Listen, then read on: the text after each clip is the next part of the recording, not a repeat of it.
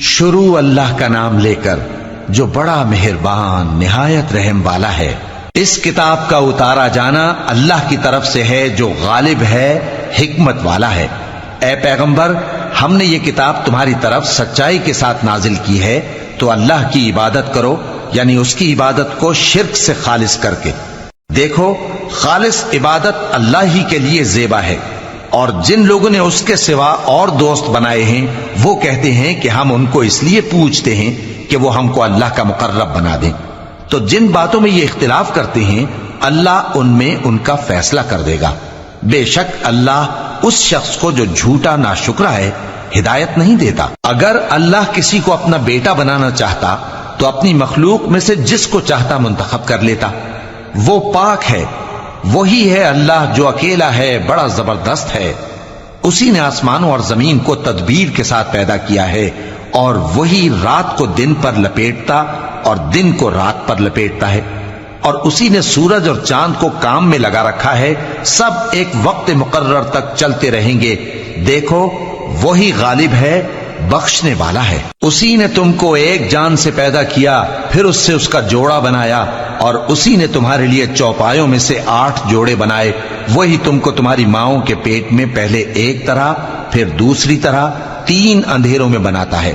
یہی اللہ تمہارا پروردگار ہے، اسی کی بادشاہی ہے، اس کے سوا کوئی معبود نہیں۔ پھر تم کہاں بہہ کے جاتے ہو؟ اگر ناشکری کرو گے تو اللہ تم سے بے نیاز ہے، اور وہ اپنے بندوں سے ناشکری پسند نہیں کرتا، اور اگر شکر کرو گے تو وہ اس کو تمہارے لیے پسند کرتا ہے، اور کوئی بوجھ اٹھانے والا دوسرے کا بوجھ نہیں اٹھائے گا۔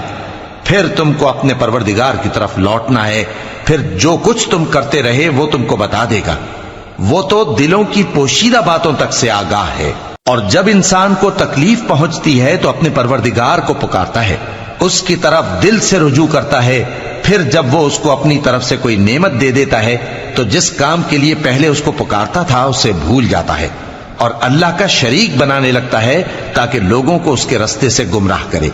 کہہ دو کہ اے کافر نعمت، اپنی ناشکری کے باوجود تھوڑا سا فائدہ اٹھا لے، پھر تو دوزخیوں میں ہوگا۔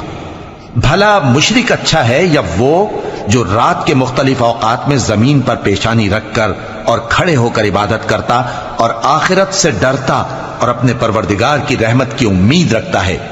کہو، بھلا جو لوگ علم رکھتے ہیں اور جو علم نہیں رکھتے، کیا دونوں برابر ہو سکتے ہیں؟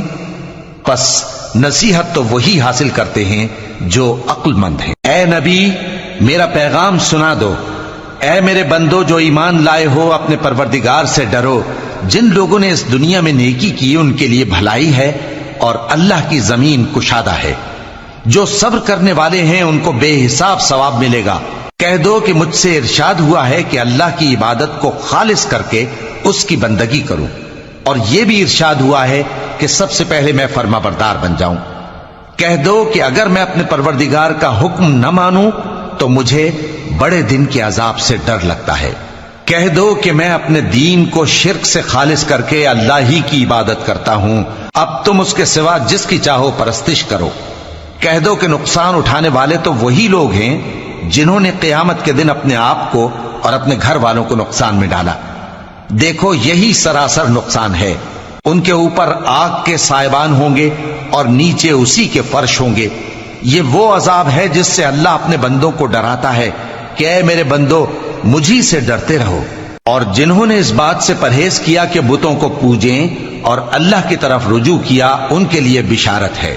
تو میرے بندوں کو بشارت سنا دو، جو بات کو غور سے سنتے ہیں پھر سب سے اچھی باتوں کی پیروی کرتے ہیں۔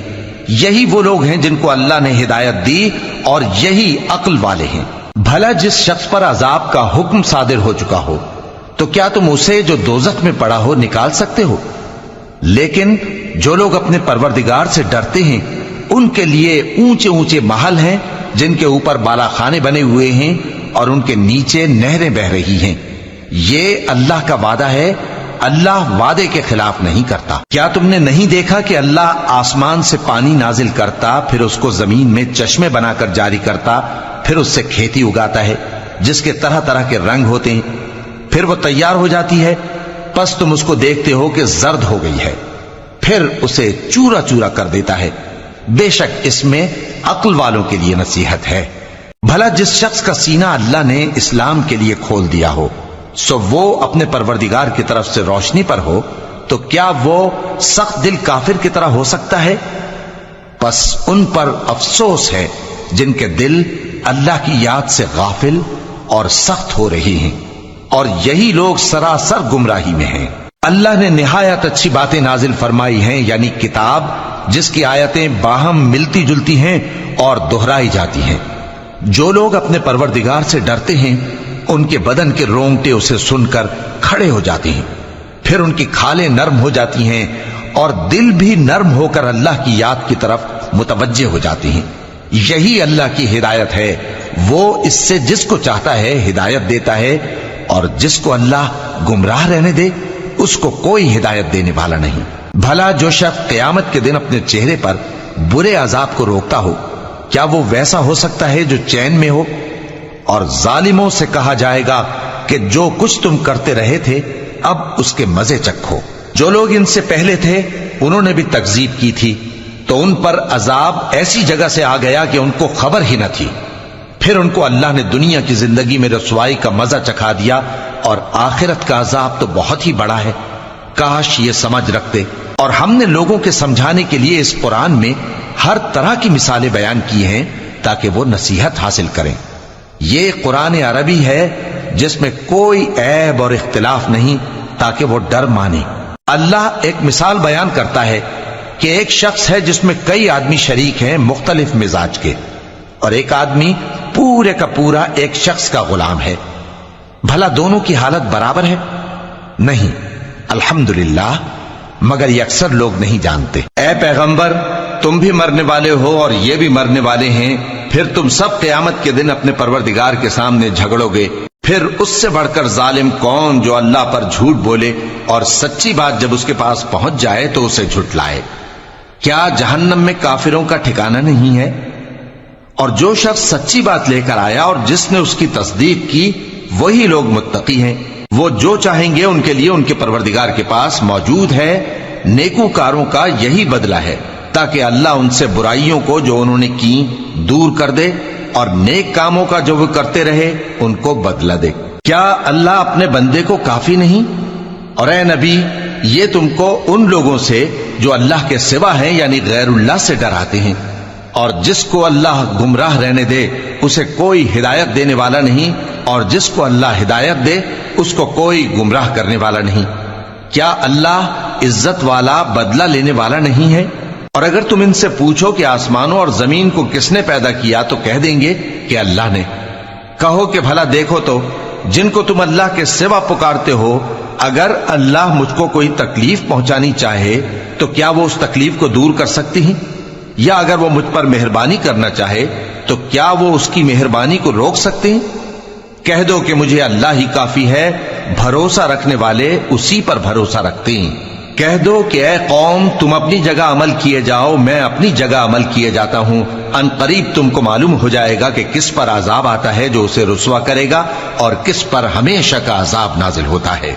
ہم نے تم پر یہ کتاب لوگوں کی ہدایت کے لیے سچائی کے ساتھ نازل کی ہے، تو جو شخص ہدایت پاتا ہے تو اپنے بھلے کے لیے، اور جو گمراہ ہوتا ہے تو گمراہی سے اپنا ہی نقصان کرتا ہے۔ اور اے پیغمبر، تم ان کے ذمہ دار نہیں ہو۔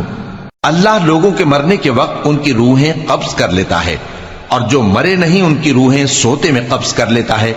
پھر جن پر موت کا حکم کر چکتا ہے ان کو روک رکھتا ہے، اور باقی روحوں کو ایک وقت مقرر تک کے لیے چھوڑ دیتا ہے۔ جو لوگ غور و فکر کرتے ہیں ان کے لیے اس میں نشانیاں ہیں۔ کیا انہوں نے اللہ کے سوا اور سفارشی بنا لیے ہیں؟ کہو کہ خواہ وہ کسی چیز کا بھی اختیار نہ رکھتے ہوں اور نہ کچھ سمجھتے ہی ہوں تب بھی کہہ دو کہ سفارش تو سب اللہ ہی کے اختیار میں ہے، اسی کے لیے آسمانوں اور زمین کی بادشاہت ہے، پھر تم اسی کی طرف لوٹ کر جاؤ گے۔ اور جب ایک اکیلے اللہ کا ذکر کیا جاتا ہے تو جو لوگ آخرت پر ایمان نہیں رکھتے ان کے دل گھٹ جاتے ہیں، اور جب اللہ کے سوا اوروں کا ذکر کیا جاتا ہے تو فوراً خوش ہو جاتے ہیں۔ کہو کہ اے اللہ، اے آسمانوں اور زمین کے پیدا کرنے والے، پوشیدہ اور ظاہر کے جاننے والے، تو ہی اپنے بندوں میں ان باتوں کا جن میں وہ اختلاف کرتے رہے ہیں فیصلہ کرے گا، اور اگر ظالموں کے پاس وہ سب مال و متا ہو جو زمین میں ہے اور اس کے ساتھ اسی قدر اور ہو تو قیامت کے روز برے عذاب سے رہائی پانے کے بدلے میں دے ڈالیں، اور ان پر اللہ کی طرف سے وہ امر ظاہر ہو جائے گا جس کا ان کو خیال بھی نہ تھا، اور ان کے اعمال کی برائیاں ان پر ظاہر ہو جائیں گی، اور جس عذاب کی وہ ہنسی اڑاتے تھے وہ ان کو آ گھیرے گا۔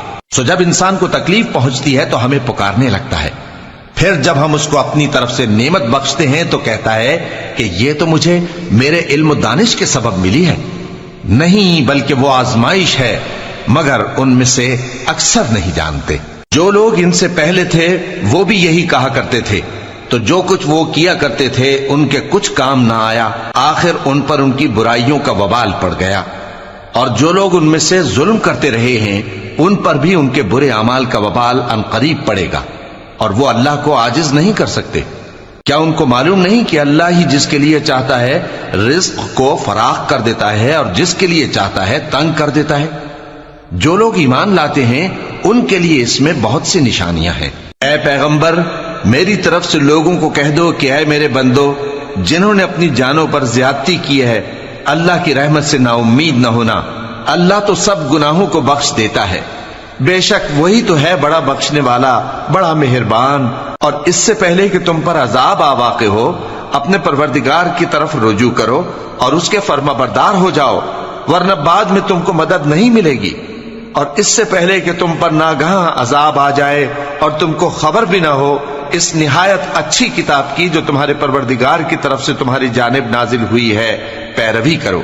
ایسا نہ ہو کہ اس وقت کوئی شخص کہنے لگے کہ ہائے اس کوتاہی پر افسوس ہے جو میں نے اللہ کا حق ماننے میں کی، اور میں تو ہنسی ہی کرتا رہا، یا یہ کہنے لگے کہ اگر اللہ مجھ کو ہدایت دیتا تو میں بھی پرہیزگاروں میں ہوتا، یا جب عذاب دیکھ لے تو کہنے لگے کہ اگر مجھے پھر ایک دفعہ دنیا میں جانا ہو تو میں نیکوکاروں میں ہو جاؤں۔ ارشاد ہوگا کیوں نہیں، میری آیتیں تیرے پاس پہنچ گئی تھی مگر تو نے ان کو جھٹلایا اور شیخی میں آ گیا اور تو کافر بن گیا۔ اور اے مخاطب، جن لوگوں نے اللہ پر جھوٹ بولا تم قیامت کے دن دیکھو گے کہ ان کے چہرے سیاہ ہو رہے ہوں گے۔ کیا تکبر کرنے والوں کا ٹھکانہ دوزخ میں نہیں ہے؟ اور جو پرہیزگار ہیں ان کی کامیابی کے سبب اللہ ان کو نجات دے گا، نہ تو ان کو کوئی تکلیف پہنچے گی اور نہ وہ غمناک ہوں گے۔